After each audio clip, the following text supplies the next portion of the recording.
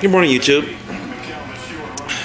Pipe Lawyer here, and I'm seated comfortably in the Marietta Cigar Company this morning.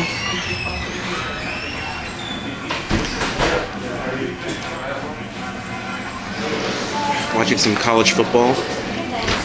It's Illinois versus Purdue, and they're tied at 7-all.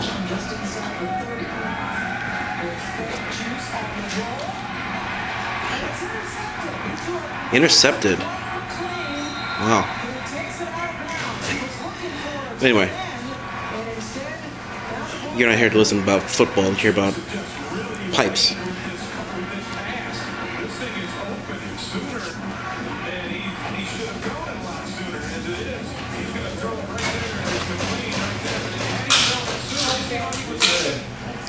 I mentioned yesterday that I was going to go see a movie yesterday with my girlfriend, and we did. We saw Amelia, the movie about the life story of Amelia Earhart, the aviatrix that pioneered transatlantic flight, along with Charles Lindbergh, of course, but she was the first woman to make such grand strides in flying that distance. And Hilary Swank played the title role of Miss Earhart, and let me tell you, they could not have picked a better actress to play her. It was almost scary how closely she resembled and acted like Earhart.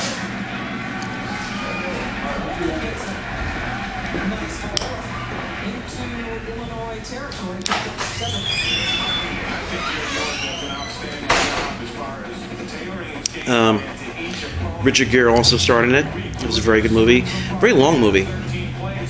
I think it's about two and a half hours, and I recommend it. It's a good movie. It's a well-told, factually accurate movie about the, I guess, the last 10 years of Miss Earhart's life. A couple of things, though, kind of detracted from it, and I think keep it from being a truly great film. One is that in making this movie, it seemed to me anyway that the makers of the movie were obviously trying to make an epic movie, and I think they tried too hard. Somehow, it was missing that intangible that sets truly great movies apart from other good movies. I think they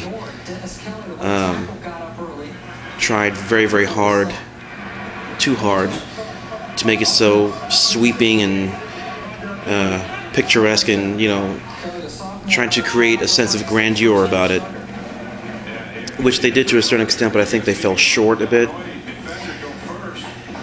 And also, I came away from the theater feeling I guess a sensation almost of anticlimax. It was a good movie. There was good suspense, if you can call it that. You know, though I realize it was not really meant to be a suspenseful movie.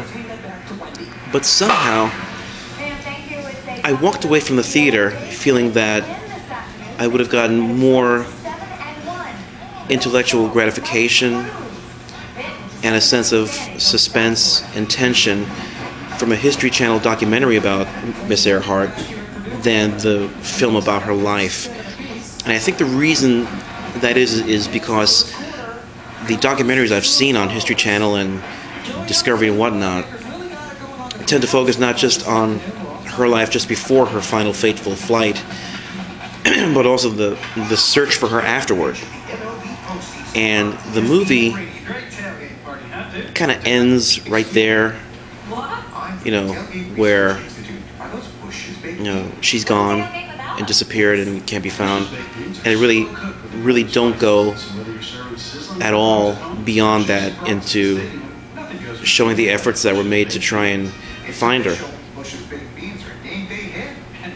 And I think that would have been a better conclusion than just, being told, okay, we can't find her, film's over. We all know what the ending was, and yet somehow I've gotten more emotional and intellectual satisfaction from documentaries about her life on TV than this movie. I think perhaps the movie makers tried to romanticize her life a bit too much. Though the film was factually accurate, I think it falls short. I think on a scale of 1 to 10, I would probably give it maybe a 7.5. It was a satisfactory movie, but it was not satisfying. There you go. It was it was good, but I mean it's still a good movie. I don't think that there'll be a lot of Oscar nods for it. If there are, Miss Swank I think should get one because I think she played the title role just perfectly and depicted Miss Earhart as being the very driven, very tersely spoken woman that she was. That didn't take no for an answer and was allergic to failure and even the thought of quitting. And her depiction of Amelia Earhart was such that that the legacy of Miss Earhart lives on, and that legacy ultimately is that you can have hope in a world and at a time when others choose not to have any. And that was the satisfaction that I got from the movie and from her portrayal of Miss Earhart. So I give it 1.5 pipes up. Could have been done a bit, more fully.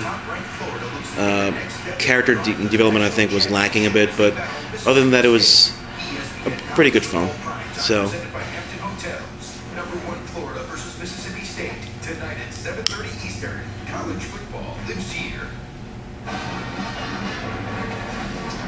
Welcome back to Purdue. Second quarter about to get underway. Illinois and Boilermakers tied up at 7 apiece. Daniel Dufresne. Go see Amelia. Good movie, and have yourself a pipe afterward. And that's my first movie review on my pipe channel. So hope you're having a great Saturday. I'm gonna go meet my girlfriend now for lunch. She enjoyed it. She bawled throughout it, and not that I'm not an emotional person, because I am, but she was crying tears, and I didn't have that same movement. But in any event, still a very good movie, and